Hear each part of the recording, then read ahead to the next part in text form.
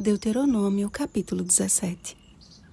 E o terá consigo, e nele lerá todos os dias da sua vida, para que aprenda a temer o Senhor seu Deus, a fim de guardar todas as palavras desta lei e estes estatutos para os cumprir. Versículo 19.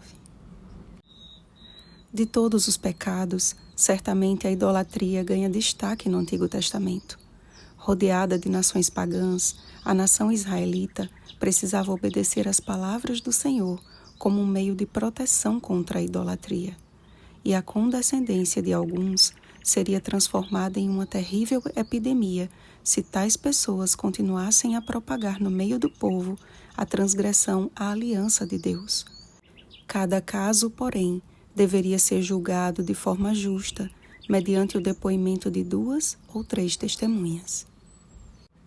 Deus estabeleceu os sacerdotes e os juízes para julgar os litígios que surgissem no meio do povo. Algumas questões menores poderiam ser resolvidas entre os próprios litigantes, porém, em casos que julgassem serem difíceis demais de se resolver, deveriam buscar a sentença do juízo estabelecida pelos sacerdotes e juízes, tendo o cuidado de fazer segundo tudo o que anunciaram, sem desviar-se para a direita nem para a esquerda. E aquele que agisse soberbamente, ou seja, que não aceitasse dar ouvidos ao sacerdote e ao juiz, deveria ser punido com a morte, pois havia escolhido receber o salário do pecado. Romanos capítulo 6, versículo 23. Além da questão da idolatria e dos litígios entre os filhos de Israel, estes também manifestariam o desejo de serem governados por um monarca terreno, como as demais nações. Prevendo o futuro clamor de Israel por um rei, o Senhor deixou mandamentos específicos que deveriam ser observados pelos futuros monarcas de Israel. Não multiplicar cavalos, não voltar ao Egito, não multiplicar para si mulheres e nem prata ou ouro. Também deveria escrever e conservar consigo as palavras da lei, as Escrituras, e lê-las todos os dias. Salomão, por exemplo, foi um rei dotado de excelente sabedoria, mas parece que esqueceu das leis concernentes à sua posição, fazendo tudo ao contrário do que o Senhor estabeleceu como mandamentos da monarquia de Israel. O peso do ouro que se trazia a Salomão cada ano era de 666 talentos de ouro.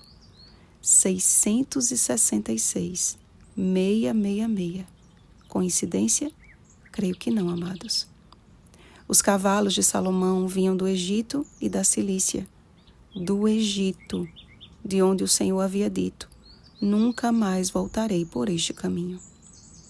Tinha 700 mulheres, princesas e 300 concubinas, e suas mulheres lhe perverteram o coração, exatamente como o Senhor havia dito, para que o seu coração não se desvie. Leia 1 Reis, capítulo 10, versículos 14 e 28, e capítulo 11, versículo 3. A idolatria, a injustiça, a soberba, a ambição dos monarcas dos outros povos transformaram aquelas nações em trevas e maldição na terra. O povo de Deus foi chamado por ele para ser luz e bênção.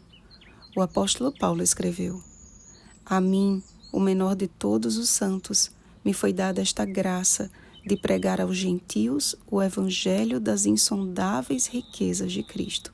Efésios capítulo 3, versículo 8. Eis o que deve impulsionar a nossa vida. Eis o que deve ocupar o nosso coração e fazê-lo pulsar na direção de Deus. Iluminar a vida de outros. Para isso, precisamos ler todos os dias a palavra de Deus e permitir que, por meio dela, o Espírito Santo molde o nosso caráter e nos liberte de todos os ídolos modernos que nos afastam de Cristo e da solene missão que Ele nos confiou. Ellen White escreveu o seguinte: quando o povo de Deus tirar os olhos das coisas deste mundo e os puser no céu e em coisas celestiais, será um povo peculiar, porque verá a misericórdia, bondade e compaixão que Deus mostrou aos filhos dos homens.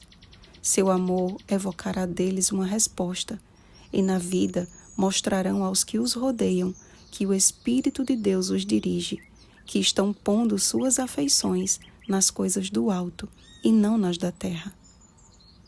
Nos Lugares Celestiais, 27 de dezembro, página 368. É tempo de tomarmos decisões bem acertadas ao lado do Senhor, para que o nosso coração não se eleve sobre os nossos irmãos e não se aparte do mandamento do Senhor. Oremos, amados. Santo Deus, reconhecemos que só o Senhor é Deus e não há outro, mas essas palavras precisam ser reais em nossa vida. Por isso clamamos que nos livres dos ídolos modernos e de todas as influências corruptoras deste mundo. Queremos unicamente te servir e te adorar, Senhor. Faz-nos cheios do teu Espírito. Em nome de Jesus. Amém. Vigiemos e oremos. Um bom dia da preparação, luz do mundo.